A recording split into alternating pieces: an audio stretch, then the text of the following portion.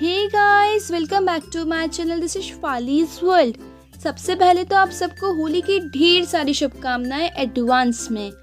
होली का नाम सुनते ही ना हमें दो ही चीज़ सबसे पहले याद आती है, और आई थिंक आप सबके माइंड में भी वो दो चीज़ ज़रूर आ रही होगी। तो वो पहली चीज़ तो है कलर्स और दूसरी है गुजिया।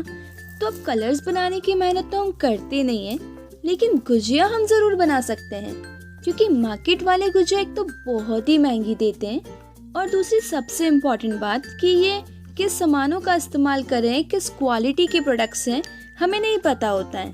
वैसे ही होली पर मिलावटी मिठाइयों की खबरें बहुत ही कॉमन होती हैं। तो आज ना हम घर पे बनाते हैं गुजिया, वो भी बहुत ही आसान तरीके से। तो चलिए शुरू करते हैं हमारी गुजिया बनाना।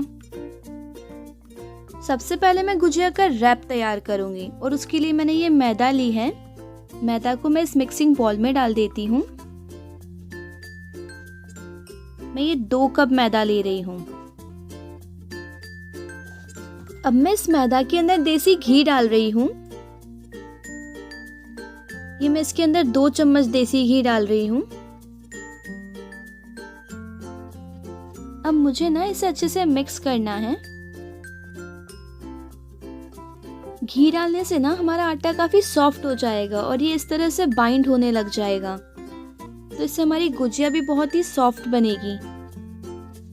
अब मुझे ना इसका आटा गूंदना है। ये देखिए, मैंने आटा गूंद के तैयार कर लिया है। अब मुझे इसे सेट होने के लिए रख देना है, और इतनी देर में मैं स्टफिंग रेडी कर लेती हूँ। अब स्टफिंग बनाने के लिए मैंने एक नारियल लिया है। अब इस नारियल को मुझे कद्दूकस कर लेना है। तो ये जो मोटी वाली साइड होती है ना, इस साइड से मुझे इसे कद्दूकस करना है। आप ये फ्रेश कोकोनट की जगह नारियल के बुरादे का भी इस्तेमाल कर सकते हैं। उसे हम नारियल की गिरी भी कहते हैं। वो इजीली मार्केट में मिल जाती है हमें। इसकी जो ऊपर की लेयर होती है ना ब्राउन कलर की, वो आएगी स्टार्टिंग में, तो उससे कोई टेस्ट में फर्क नहीं पड़ने वाला है। तो आप ऐसे ही इसे घिस लीजिएगा। ये देखिए, मैंने इसे अच्छे से कद्दूकस कर लिया है। अब मैं ना मावा ले रही हूँ। ये मावा भी एक बहुत ही इम्पोर्टेंट इंग्रेडिएंट होता है। मावे को भी ना मुझे कद्दूकस करना है, तो सेम मैं मोटी वाली साइड से ही इसे कद्दूकस कर रही हूँ। ये मैंने घर पे मावा बनाया है। अगर आपको घर पे मावा बनाना नहीं आता है तो उसकी रेसिपी भी मैं आपके साथ शेयर कर सकती हूँ। आप मुझे कमेंट सेक्शन में ज़रूर बताइएगा। और ये देखिए, मैंने मावा ग्रेट कर लिया है, अच्छे से कद्दूकस कर लिया है। अब मुझे ना एक फ्राई पैन लेना है, और इस फ्राई पैन के अंदर मैं घी डाल रही हूँ। ये मैं थोड़ा सा ही घी डाल रही हूँ इसके अंदर।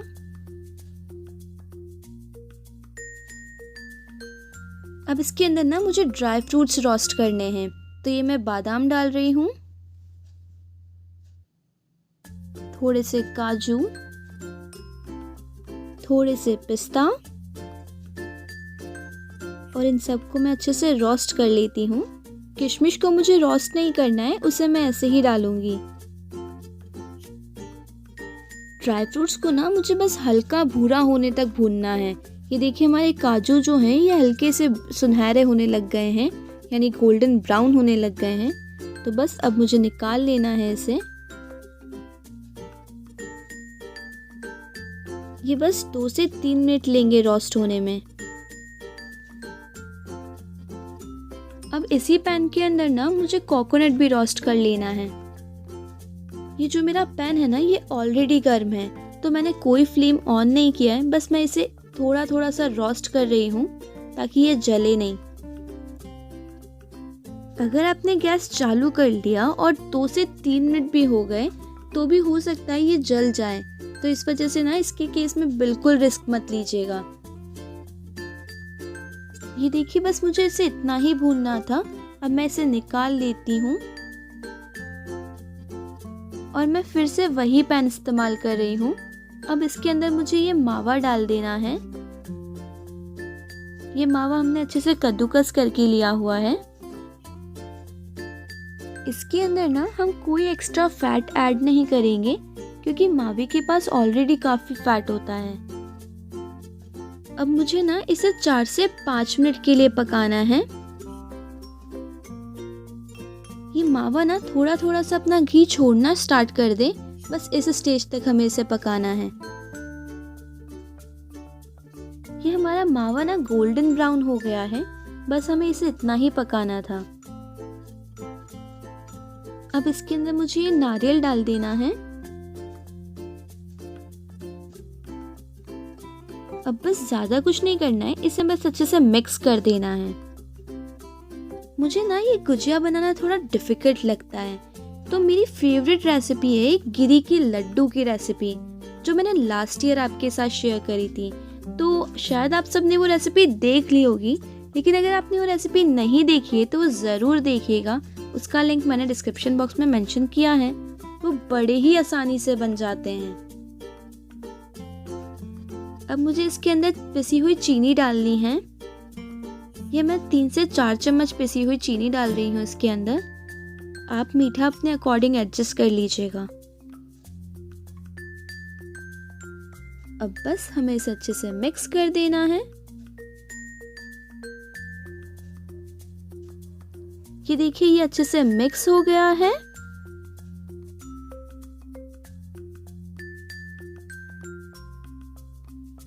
और ये देखिए हमारे ड्राई फ्रूट्स भी ठंडे हो गए हैं। तो बस अब ना मैं इस बेलन से इसको इस तरह से दबा रही हूँ, प्रेस कर रही हूँ। ये मुझे ना चाकू से काटने के कंपेयर में काफ़ी इजी लगता है, तो इसलिए मैं इस तरह से इसे क्रश करती हूँ। और अब मैं इसके अंदर किशमिश भी ऐड कर दूंगी। ये देखिए हमारे सारे ड्राई फ्रूट्स तैयार हो गए हैं। अब ये जो ड्राई फ्रूट्स हमने रेडी करे थे ना क्रश करके, इसे मैं मिला देती हूँ इस स्टफिंग के अंदर। हमारी स्टफिंग में ना सिर्फ इन ड्राई फ्रूट्स का क्रंचीपन एब्सेंट था, और अब वो भी पूरा हो गया है। ये देखिए हमारी गुजिया की फिलिंग अच्छे से तैयार हो गई है। इसके अंदर ना हमने ड्राई फ्रूट्स का क्रंचीपन भी ऐड किया है, मावे की सॉफ्टनेस भी ऐड करी है, और शक्कर की मिठास भी है। तो देखिए लग रही है ना हमारी परफेक्ट स्टफिंग। अब बस मुझे इसे बॉल में निकाल लेना है।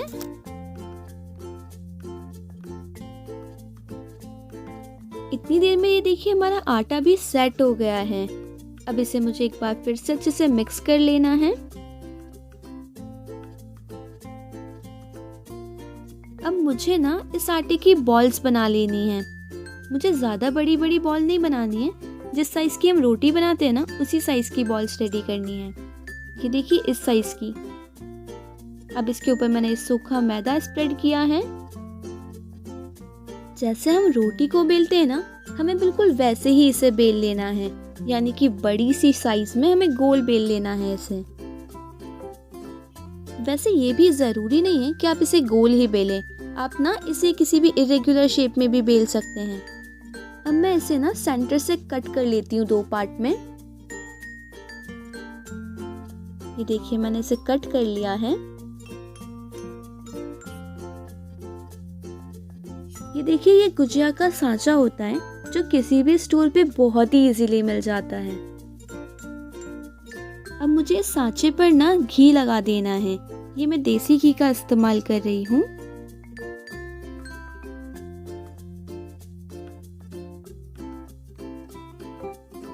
अब मुझे ना ये एक साइड लेनी है आटे की, और इसे इस तरह से इस पे रख दूंगी मैं।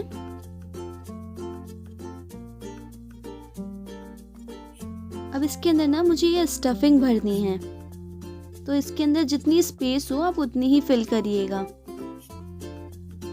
देखिए इस तरह से मैंने इस पे रख दिया है। अब बस मुझे इसे अच्छे से प्रेस कर देना है,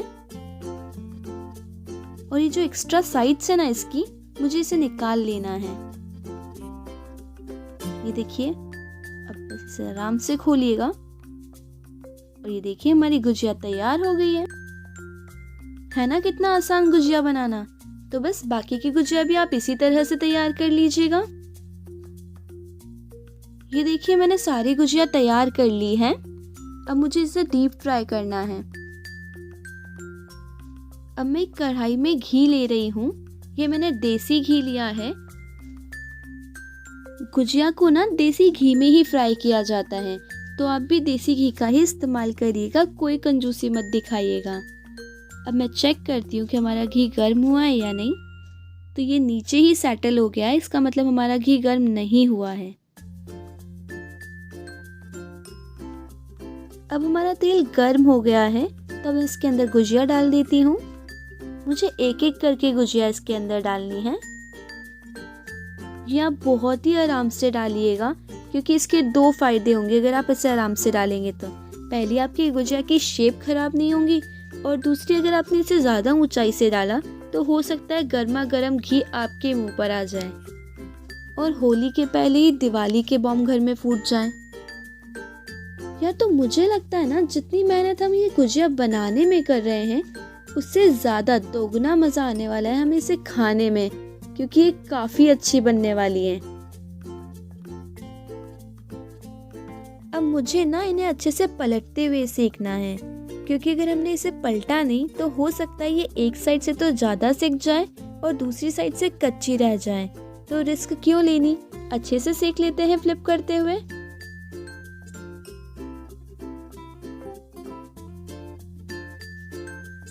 मुझे इसे ना बिल्कुल लो फ्लेम पे सेकना है ताकि ये जले नहीं, क्योंकि अगर अपन ने इसे हाई फ्लेम पे सेका ना तो हो सकता है ये जल जाए।